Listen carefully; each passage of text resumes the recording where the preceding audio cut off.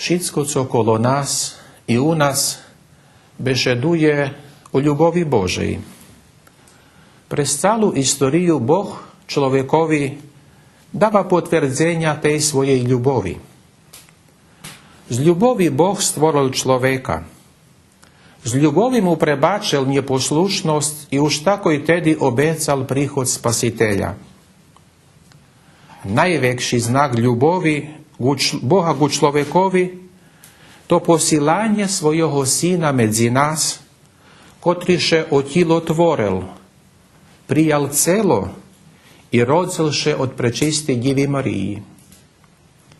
Тот дарунок наменений цілому človečestvu, бо Син Божий, котрий постав človek, уможливив спасення všetkým, котрі го чекали і глядали през довгі століття, як і všetkým нам, котрі го і днешка глядаємо і прилапюємо зо щирим серцем. Престоті крачунські дні ми будемо зо з любов'ю дарувати єдні других. Але найлепший дар новонародженому буде тоді, коли будемо дарувати себе, так, як ще і Він дарував нам.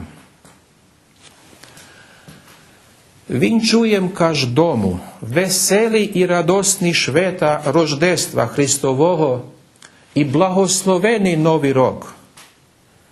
Най наше серця буду наповнити з Божою любов'ю і з миром.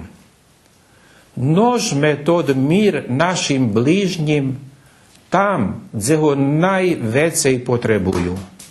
Христос рождається.